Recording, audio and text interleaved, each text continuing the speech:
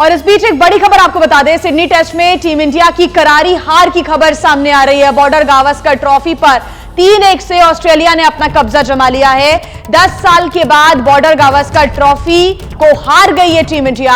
WTC final में पहुंचने की अब उम्मीदें खत्म हो गई है। यह बड़ी जानकारी, 5 मैचेस की टेस्ट सीरीज में 3-1 से ऑस्ट्रेलिया आगे, यानी कि एक बड़ी हार यहां पर सिडनी टेस्ट में टीम इंडिया की करारी हार का सामना टीम इंडिया को करना पड़ा है। बॉर्डर गावस्कर ट्रॉफी पर 3-1 से ऑस्ट्रेलिया का कब्जा यहां पर हो चुका है, यानी कि WTC फाइनल में जो भारत का पहुंचने का सपना था वो कहीं ना कहीं टूट गया है। अब 3-1 से ऑस्ट्रेलिया ने जमा लिया है अपना कब्जा। हालांकि बीच बीच में टीम इंडिया का जो परफॉर्मेंस है बेहतर होता हुआ नजर जरूर आ रहा था, लेकिन शुरुआत से ही ऑस्ट्रेलिया के जो प्लेयर्स हैं वो भारत के प्लेयर्स पर भारी पड़ते हुए नजर आए। तो ऐसे में सिडनी टेस्ट में टीम इंडिया का जीतने का सपना, WTC फाइनल में पहुंचने की उम्मीदें खत्म हो गई है। तो देखिए, जो बल्लेबाजी रही टीम इंडिया के प्लेयर्स की वो कहीं ना कहीं ठीक नहीं थी। खराब परफॉर्मेंस देखने को मिला बल्लेबाजों की तरफ से, और शायद यही वजह रही कि WTC फाइनल में अब पहुंचने की उम्मीदें खत्म हो गई है और 3-1 से ऑस्ट्रेलिया ने सीरीज पर कब्जा जमा लिया है और भारत को करारी हार का सामना करना पड़ा। और हमारे साथ हमारे स्पोर्ट्स एडिटर GS विवेक जुड़ गए हैं ज्यादा जानकारी के साथ। 10 साल के बाद BGT हारी है विवेक, या टीम इंडिया करारी हार, परफॉर्मेंस थोड़ा सा खराब रहा बल्लेबाजों का, कुछ हाइलाइट्स भी हमने देखे। जी हाँ, बिल्कुल।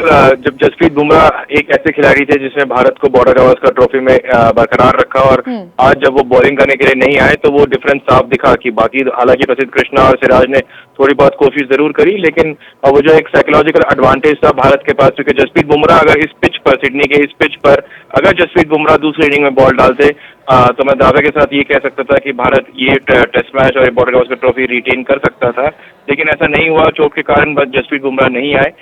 इसके साथ साथ कई सारे सवाल उठते हैं, लेकिन अगर हम आज और इस टेस्ट मैच की अगर हम बात करें तो बल्लेबाजों ने उतने रन बोर्ड पर नहीं डाले। विकेट जरूर मुश्किल था, लेकिन थोड़े रन और बन जाने चाहिए थे बोर्ड पे, लेकिन जो नहीं बने।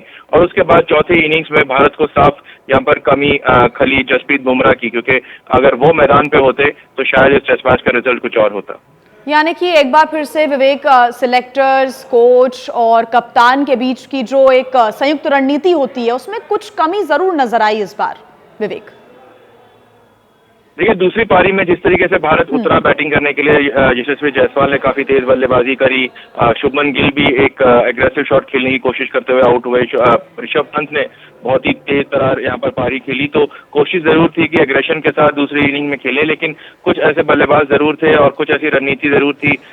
उस वक्त की जरूरत नहीं थी। शायद अगर वो थोड़े और कोशिश करते, थोड़ा और लंबा खेलने की कोशिश करते तो बोर्ड पर थोड़े और रन बनते। अगर यहाँ पर भारत 200 रन की लीड तक ले चुका होता तो शायद इस टेस्ट मैच का रिजल्ट कुछ और होता, लेकिन फिर मैं बार बार यही कह रहा हूँ कि रन कम थे। एक नंबर सबसे बड़ी वजह यह है कि बोर्ड पर रन कम थे, और उससे भी बड़ी वजह यह थी कि भारत के पास जसप्रीत बुमराह की गेंदबाजी नहीं थी चौथे इनिंग्स में इस टेस्ट मैच को जीतने के लिए।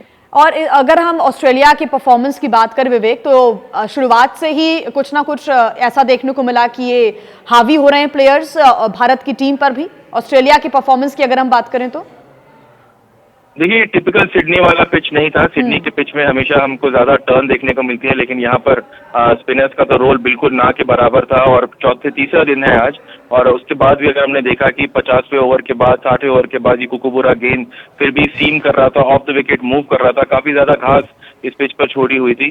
तो दबाव जरूर था। ऑस्ट्रेलिया के गेंदबाजों ने ज्यादा अच्छी गेंदबाजी करी। पैट कमिंस की बात कर लीजिए आप, या मिचेल स्टार्क की बात कर लीजिए, तो उन्होंने बहुत अच्छी गेंदबाजी करी और हर जगह पे वो डिसिप्लिन तरीके से गेंद डालते रहे। बोलैंड, स्कॉट बोलैंड का हमने यहाँ पर नाम ज्यादा सुना नहीं होगा लोगों ने, लेकिन उन्होंने जिस तरीके से गेंदबाजी करी, विराट कोहली को लगातार इस सीरीज में उन्होंने अपना बनी ही बना के रखा हुआ था। और उसके अलावा भी जिस तरीके से उन्होंने विकेटें ली हैं स्कॉट बोलैंड ने एक ही टप्पे पे, वो बहुत कुछ सिखाता है कि किस तरीके की डिसिप्लिन गेंदबाजी की वजह से भारत के बल्लेबाजों को बहुत ज्यादा दिक्कत हुई। वैसे भी भारत के बल्लेबाज कॉन्फिडेंस पे शॉर्ट थे, उनका परफॉर्मेंस काफी कम था इस पूरे सीरीज में, और इस पिच पे जहां पर बैटिंग करना थोड़ा मुश्किल था, ऑस्ट्रेलिया की गेंदबाजों ने वो प्रेशर बनाया जिसके प्रेशर के अगेंस्ट भारतीय बल्लेबाजी टिक नहीं पाई, और क्योंकि रन कम थे बोर्ड पे, थोड़ा आसान जरूर हुआ ऑस्ट्रेलिया के बल्लेबाजों के लिए इस विकेट को चेस करने के लिए। जीएस विवेक, आप हमारे साथ बने रहिएगा। और देखिए, आप जैसा कि कह रहे हैं कि बोर्ड पर जो रन थे वो कम थे, और ऑस्ट्रेलिया की जो गेंदबाजी रही बेहतरीन रही, और इसी वजह से बल्लेबाज अपने बैट ज्यादा रन नहीं निकाल पाए। और वो ग्राफिक्स के जरिए भी दर्शकों को हम बता रहे हैं कि अलग अलग पारियों में कितने कितने रन बनाए हैं बल्लेबाजों ने।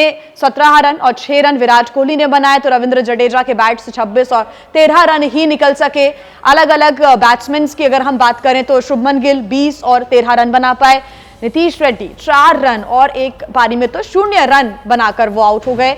ऐसे में जो एक परफॉर्मेंस है बैटिंग का जो रहा, वो कहीं ना कहीं टीम की हार की बड़ी वजह नजर आ रहा है। यशस्वी जायसवाल 10 रन और 22 रन, केएल राहुल 4 रन और 13 रन। तो हमारे खेल संपादक जीएस विवेक हमारे साथ लगातार जुड़े हुए हैं। जीएस विवेक, यहाँ मैं मनोबल पर बात करना चाहूंगी। अगर हम कंगारुओं की मेंटल स्टेट को देखें तो हमेशा मुश्किल हालातों में वो आखिरी वक्त पर अच्छा परफॉर्म करना जानते हैं। उनकी ग्रूमिंग कुछ इस तरह से होती है, लेकिन जैसे आपने जिक्र किया कि बुमराह नहीं थे और उसके बाद उसका बहुत बड़ा फर्क पड़ा।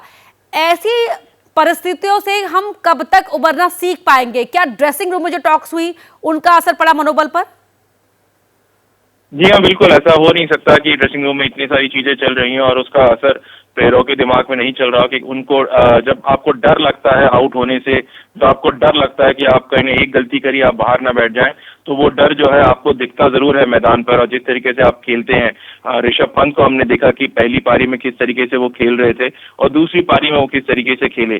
पहली पारी में बहुत ज्यादा दबाव था टीम की तरफ से, क्योंकि पिछले टेस्ट मैच में वो गलत तरीके से आउट हुए थे, अपना नेचुरल गेम खेलने के चक्कर में वो आउट हुए थे, और जिसके बाद कोच गौतम गंभीर की काफी यहाँ पर उनको डांट भी पड़ी थी। तो प्लेयरों के अंदर एक डर होता है, एक अपना नेचुरल गेम खेलने की कोशिश जो करने की कोशिश करते हैं वो नहीं पाता है। आपके पास संदीपन बनर्जी हमारे सहयोगी हमारे साथ जुड़ चुके हैं। संदीपन, मैं अब आपका रुख करना चाहूंगी, कैसे देख रहे हैं आप? जी, बहुत ही निराशाजनक परफॉर्मेंस मैं कहूंगा। जिस तरीके से कल एक समय ऐसा लग रहा था जब भारत ने 4 रन का लीड भी ले लिया था, तो हमको ऐसा लग रहा था कि ये मैच अब बन चुका है। ये विकेट जो है, ये विकेट के लिए बॉलर्स के लिए अनुकूल था। हमने सोचा था कि यहाँ से जो है इंडिया मैच में अपने पकड़ बना लेगी। यहाँ पर